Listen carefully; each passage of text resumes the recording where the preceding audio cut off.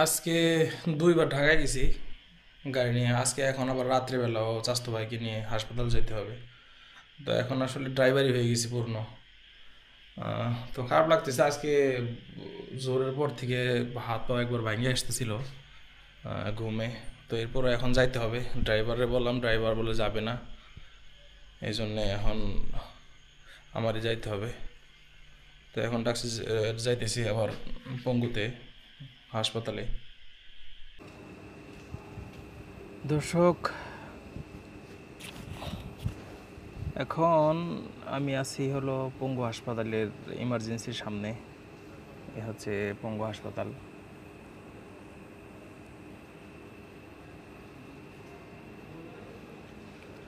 এখন রাত 1:30 বাজে।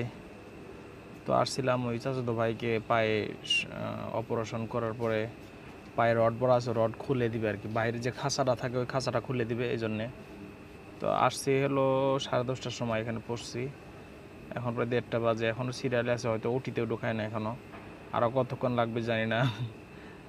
ঘুম আসতেছে না, গাড়ির সিটে বসে আসলে গরমের ভিতরে ঘুম আসা সম্ভব না, আর এমনি তো ঘুম আসবেও না। দিনেও অনেকটা জার্নি গেছে, দিনেও দুইবার ঢাকা আসছিলাম। তো এখন রাত 1:30 বাজেও হলো কাজেই আছি বা ঘুম আসতে পারতেছি না। এমনিতে বাড়িতে বেডে শুয়ে থাকলে, বাড়িতে বেডরুমে শুয়ে থাকলেও হয়তো 1:30 বাজে ঘুম আসি না, কিন্তু তো এটা ক্লান্তিকর না, শুয়ে থাকে আরামে। তো এটা শরীর ক্লান্ত হয় না, কিন্তু যেহেতু আমি গাড়ি চালাইতেছি, এবার ঘুরতেছি, এখানে একটু কাজে আছি, তো ক্লান্তি আসে। ক্লান্ত শরীর নিয়েই সারাদিন কাজ টাজ করার পরেও এখনও একটা কাজে এখানে হাসপাতালে এসে বসে রয়েছি।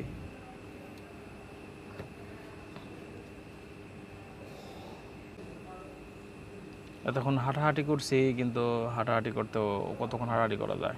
10 মিনিট, 15 মিনিট, আধা ঘন্টা, কিন্তু এর বেশি হাঁটাহাঁটি করতে ভালো লাগে না। এই জন্য গাড়িতে এসে বসলাম। গাড়ির ওই পাশে জানালা খুলে দিয়ে এই পাশে দরজা পুরা একবারে ফাঁকা করে দিয়েছি। গরম লাগতেছে এই জন্যে। তো গরমটা যেন কম লাগে একটু, এই জন্যে পুরা সব কিছু খুলে দিয়ে এখন বসছি। এবং এখানে আলোটা হচ্ছে, যে আলোতে ভিডিও করতেছি, সেটা হলো এই যে হাসপাতালের বড় একটা লাইটের আলো, পুরো একটা লাইটে অত্র এলাকা আলো করে ফেলছে। এবং আমার ক্যামেরাটাও যেহেতু একটু ভালো ক্যামেরা, নাইট মোড দেওয়া আছে, এই জন্য মনে হয় একটু ভালো দেখা যাইতেছে, অন্যথায় অন্য অন্য ক্যামেরা আন্ধার বা অন্ধকার দেখা যাইত।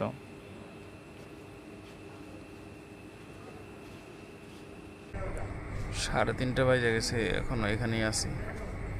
গাড়িতে অনেকক্ষণ শুয়ে আসছিলাম, 1-1.5 ঘন্টার মতো। ঘুম হয় না আর কি, শুয়ে আসছিলাম। আর সুন্দর মতো মশায় কামড়াইছে, খুব আরামসে মশায় কামড়াইছে আর কি, জুত মতো একবারে পাটা জেনে পারছে, যে জায়গায় পারছে মোটামুটি মশায় কামড়ায়, কোনো জায়গায় আর বাদ রাখে নাই। মশারে দাওয়াত দিয়েছিলাম আর কি, এই জন্য এখন একটু যাই। আর শুয়ে থাকে লাভ নেই, ঘুম হবে না মশায় কামড়ে।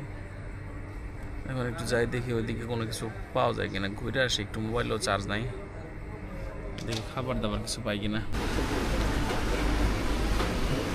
রাত 3:30 বাজে, রুটি খাইতেছি। আসলে পেট ভরার জন্য খাইতেছি না, সময় কাটানোর জন্য খাইতেছি।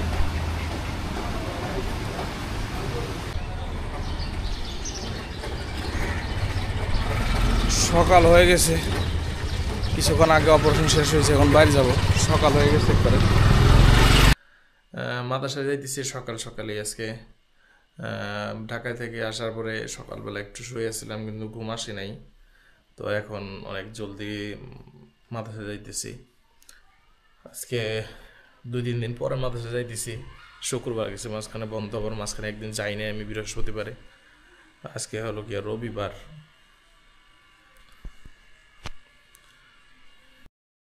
আমরা অফিসে বসে আছি বেতনের অপেক্ষায়। মোতায়েম সাহেব আমাদেরকে বলছে আজকে বেতন এবং ঈদের বোনাস দিয়ে দেওয়া হবে। তো এই জন্যে ওইদিকে সামনে আপারা এবং এদিক দিয়ে আমি এবং অন্যান্য উস্তাদরা বসে আছি বেতন নেওয়ার জন্য।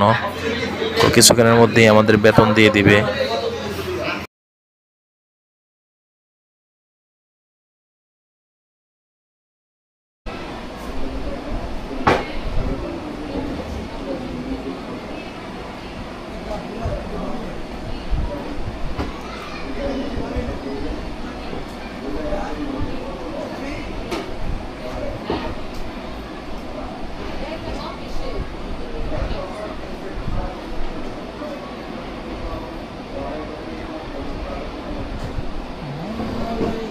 তো